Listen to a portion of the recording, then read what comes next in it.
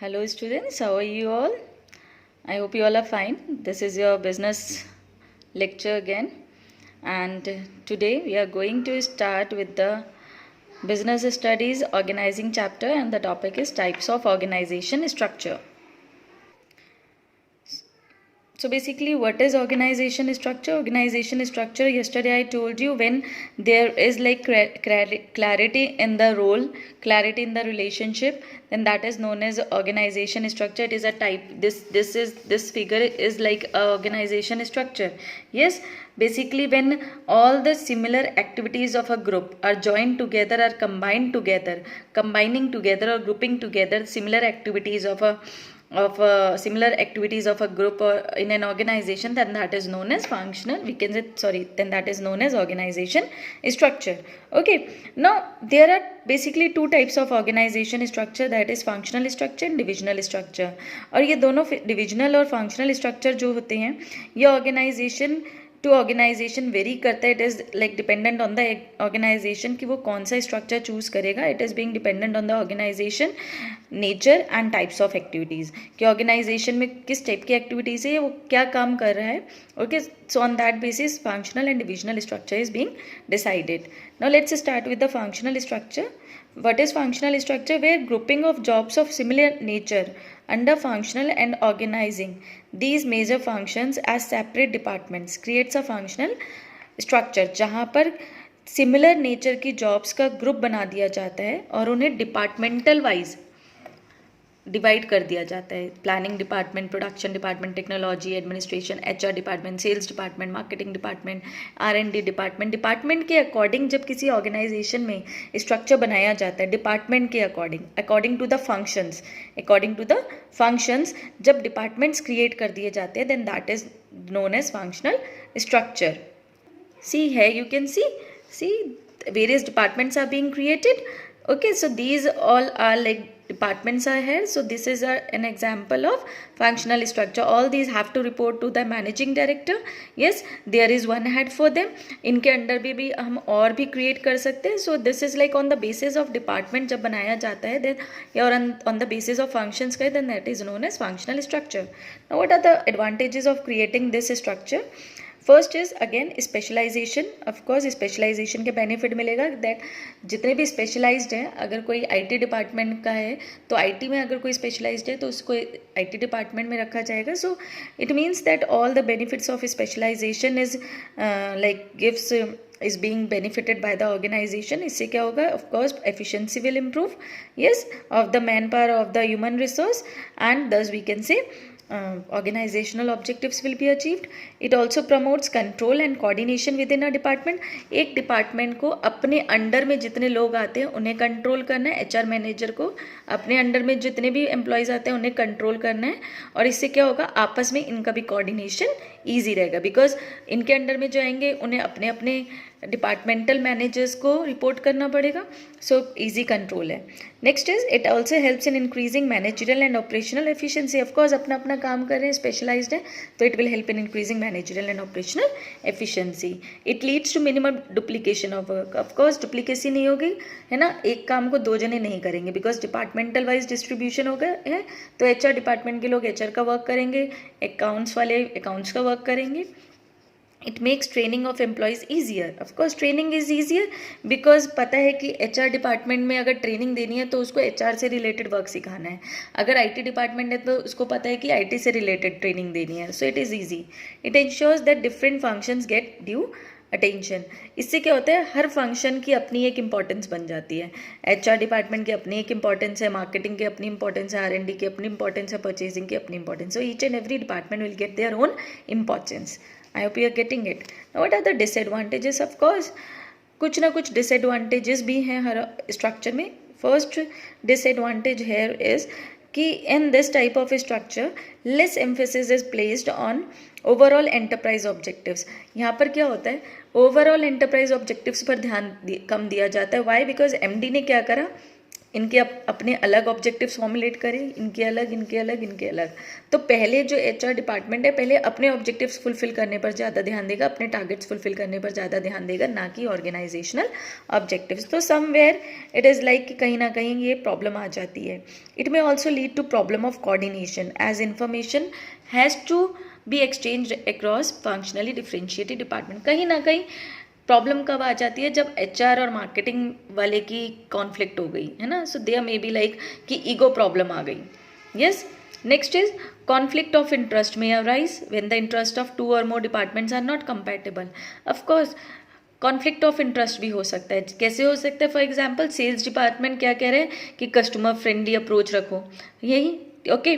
वहीं there can be like such dissension can prove to be harmful. ये अगर sales department ऐसा कह रहा है और मार्केट में जाकर कस्टमर फ्रेंडली डिज़ाइन बनाया जा रहा है, प्रोडक्शन डिपार्टमेंट ऐसा कर रहा है, तो कहीं ना कहीं ऑर्गेनाइजेशनल इंटरेस्ट के लिए प्रॉब्लम है। तो इंटर डिपार्टमेंटल कॉन्फ्लिक्ट हो सकती हैं अगर clearance of role, clearance of responsibility, clearance of authority ना हो। It may also lead to inflexibility as people with same skills and knowledge base may develop a narrow perspective. Inflexibility भी आ सकती है कि इनोवेटिव आइडियाज़, क्रिएटिव आइडियाज़ लेकर नहीं आएंगे, dynamic नहीं बनेंगे, चेंजेबिलिटी नहीं बनेंगे। क्यों नहीं करेंगे? क्योंकि अगर किसी ने अच्छा किया तो दूसरे ने अप्रिशिएट नहीं करा। क्यों अप्रिशिएट नहीं करा? Again ego problem. We are in the same department और हम सेम लेवल पर मैनेजर्स हैं, 4 लोग। अगर एक कुछ अच्छा करता है तो 3 उसको अप्रिशिएट भी नहीं कर रहे हैं, है ना। Functional heads do not get training for top management position because they are unable to gather experience in diverse areas. Functional heads जो हैं, HR मैनेजर, मार्केटिंग मैनेजर, इनको टॉप मैनेजमेंट लेवल की ट्रेनिंग नहीं दी जाती है क्योंकि एक माइंडसेट बन जाता है कि ये HR में ही सुटेबल है, इसको अगर हम हेड बना देंगे तो चारों डिपार्टमेंट्स को रन करने में प्रॉब्लम आ जाएगी बिकॉज ये एक्सपीरियंस अब किस में हो गया? HR में हो गया। So it is also one of the problem. Suitability, ये स्ट्रक्चर कहाँ पर सुटेबल है? जहाँ पर size of the organisation is large है, डाइवर्सिफाइड एक्टिविटीज़ है। Diversified means again production, marketing, research and development, HR, जहाँ पर अलग अलग एक्टिविटीज़ हैं। And operations require a higher degree of specialisation, जहाँ पर एक्सपर्ट्स और स्पेशलाइज्ड लोगों की नीड है, वहाँ पर ये this structure is suitable. Next type of structure is divisional structure. Okay, now divisional structure is done on the basis of divisions. On the basis of divisions means on the basis of products we can say. जहाँ पर varied type of varied category of products हैं, वहाँ पर ये divisional structure बनेगा। या फिर जहाँ पर यूनिट्स और डिविजन्स हैं, for example east west north south के अकॉर्डिंग या टेरिटरी के according, east west north west इनके अकॉर्डिंग अलग अलग टेरिटरीज या जोन्स में डिवाइड कर दिया गया है एरिया को। तो अगर जोन्स या एरियाज में डिवाइड करा है एरिया को तो वो स्ट्रक्चर कौन सा कहलाएगा? Divisional structure. Okay, let's have a look at it as well. See, managing director ये प्रोडक्ट्स के बेसिस पर है। ओके, अगर एक company cosmetics, garments, footwear, skin care सब में एंगेज्ड है ना, तो कॉस्मेटिक्स में तो ये क्या हुआ? Divisional structure on the basis of divisions, on the basis of products बनाया गया है। और इसके अंडर में फिर से क्या होंगे? HR, मार्केटिंग, R&D, परचेज और जितने भी डिपार्टमेंट्स हैं, फिर इनके अलग डिपार्टमेंट्स बनेंगे, इसके अलग डिपार्टमेंट्स बनेंगे, इसके अलग डिपार्टमेंट्स बनेंगे। Okay, so this is known as divisional structure. और ये divisional structure on the basis of zones, on the basis of area भी हो सकता है। Okay, so what are the advantages of this divisional structure? Product specialization helps in development of varied skills. यहाँ पर क्या हो रहा है? प्रोडक्ट स्पेशलाइजेशन पर बात हो रही है। हर प्रोडक्ट के अलग अलग डिपार्टमेंट्स हैं, तो सबसे ज़्यादा यहाँ पर ध्यान किस पर दिया जा रहा है? प्रोडक्ट पर, प्रोडक्ट की स्पेशलिटी पर। जब एक प्रोडक्ट को लेकर इतने सारे डिपार्टमेंट्स बन जाएंगे तो सारे डिपार्टमेंट्स किस पर काम करेंगे? सिर्फ और सिर्फ उस एक प्रोडक्ट की क्वालिटी को इम्प्रूव करने में काम करेंगे। Yes, so they all will work together. Okay, this is because her manager, चाहे वो HR का मैनेजर हो, अगर कॉस्मेटिक्स के अंडर में HR, मार्केटिंग, R&D और परचेज वाले आ गए तो सारे के सारे क्या होंगे? कॉस्मेटिक्स को लेकर सबको नॉलेज होगी। अगर गारमेंट्स में चारों आ रहे हैं डिपार्टमेंटल मैनेजर्स हैं तो ये चारों मैनेजर्स को क्या है? They all will become experts, they all will become specialised in the particular product. वो एक प्रोडक्ट को लेकर स्पेशलाइज्ड बन जाएंगे। तो जब वो एक प्रोडक्ट को लेकर स्पेशलाइज्ड बन जाएंगे then that is known as product specialisation. Okay, next is divisional heads are accountable accountable for profits, as revenues and costs related to different departments can be easily identified and assigned to them. Divisional heads मतलब जो cosmetic का head है, ये अपने आप में responsible होंगे for the revenue generation. Cosmetics का हेड किसके लिए रिस्पॉन्सिबल होगा कि कॉस्मेटिक से कितना रेवेन्यू जनरेट हो रहा है, कॉस्मेटिक्स के कितने प्रॉफिट जनरेट हो रहे हैं, कॉस्मेटिक्स से कितनी कॉस्ट हमारी लग रही है. ओके, तो इस तरह से एक प्रॉपर बेसिस मिल जाता है मेजरमेंट करने का परफॉर्मेंस को, कि कौन सा प्रोडक्ट सबसे ज़्यादा प्रॉफिट दे रहा है, कौन सा प्रोडक्ट लॉसेस में जा रहा है. अगर वो लॉसेस में जा रहा है तो उसको प्रोड्यूस करना बंद कर देना चाहिए. Next is it promotes flexibility because each division functions as an autonomous unit. हर यूनिट अपने आप में फ्री है. ओके, अपने आप में फ्री है बिकॉज उसके अंडर में अलग अलग मैनेजर्स आ रहे हैं और वो मैनेजर सारे किसके लिए काम कर रहे हैं, अपने एक ही प्रोडक्ट के लिए. So each and every unit is free to take their own decision. So we can say inflexibility is there. It facilitates expansion and growth as new divisions can be added. ये structure में easy होता है addition करना. कोई और product start करा company ने बनाना तो एक और डिवीजन बन गया, एक और डिवीजन बन गया. So it is easy for expansion and growth क्योंकि new divisions can be easily added without interrupting the existing units. Okay, so these are the advantages. Now let's move on to the disadvantages. Conflict may arise among different divisions with reference to allocation of funds. Of course, allocation को लेकर conflict आ सकती है कि हमारे product में इतना ज़्यादा funds की ज़रूरत थी, कम फंड्स क्यों दिए, उस प्रोडक्ट में ज़्यादा फंड्स दिए. सो conflicts may arise regarding this. It may also lead to increase in cost since there may be duplication of activities. Of course, cost बढ़ सकती है. क्यों? क्योंकि HR डिपार्टमेंट का काम जो है वो चारों प्रोडक्ट में, HR डिपार्टमेंट है तो चारों प्रोडक्ट में काम हो रहा है. सेम काम चारों प्रोडक्ट्स को डिपार्टमेंट, सेम डिपार्टमेंट अलग अलग प्रोडक्ट को लेकर कर रहा है. So duplicacy of work is there. Yes, because the same work is being performed by each and every manager. अगर यहाँ पर सैलरी डिस्ट्रीब्यूशन हो रहा है तो एक HR मैनेजर चाहे तो चारों में सैलरी डिस्ट्रीब्यूशन कर सकता है, बट नहीं, वो कॉस्मेटिक वालों को कर रहा है. गारमेंट्स वालों का HR मैनेजर यहाँ पर सैलरी डिस्ट्रीब्यूट हो रही है, यहाँ पर. तो डिप्लीकेसी ऑफ वर्क इज देयर कि काम बार बार रिपीट हो रहा है जिसकी वजह से अननेसेसरी कॉस्ट इंक्रीज हो रही है बिकॉज सबको सैलरी देनी है कंपनी ने. It may lead to increase in cost since, of course, we have studied this. Next is, it provides managers with the authority to supervise all activities related to a particular division. Of course, each and every manager has the authority कि वो अपने अपने division को लेकर सारी activities को supervise करे. In the course of time, such a manager may gain power. और with the passage of time, वो जो divisional head है, यहाँ पर हम क्या बोलेंगे, डिविजनल हेड, वो जो डिविजनल हेड है वो अपने आप को क्या करने लग जाएगा, ईगो में आ सकता है और वो अपने इंटरेस्ट के लिए ऑर्गेनाइजेशन के बेनिफिट को भूल सकता है. सो दिस में happen. Now where this method is suitable, this structure is suitable for those business enterprises जो बहुत ज़्यादा variety of product produce करते हैं.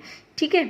When an organization grows and needs to add more employees, create more departments and introduce new levels of management. जहाँ पर लगता है कि expansion होनी है, growth होनी है, तो वो easily division जो है अपने एड ऑन करता जाता है, एम्प्लॉयज़ को एड ऑन करता जाता है, तो it will become easy for them.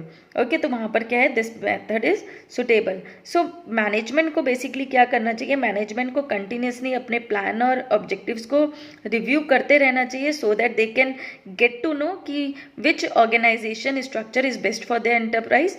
Okay, and an organization should also contribute towards the achievement of the enterprise. ऐसा होना चाहिए organization structure so that organizational objectives can be easily achieved. If an organization feel कि this organization structure is not suitable for the organization, then the top management can go for different type of, for another organizational structure. So according to the situation, organizational structure can also be changed. Now students, you should also go through this difference because it is important for your board's point of view as well, because on the basis of these NCERT on the basis of this difference you can get the difference in your exams, like on the basis of formation, on the basis of responsibility, on the basis of cost, differentiate between functional and divisional structure. So you can get these questions.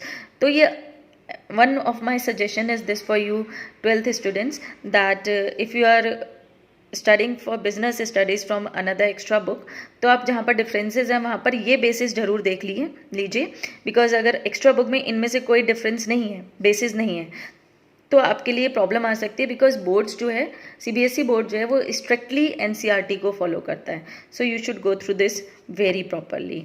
And once you are going through this, तो I hope so कि आप already इसमें से find out कर सकते हो कि what are the advantages, what are the disadvantages. Your half work will be done when you will be studying this comparative view. I hope you've got this. Thank you, students.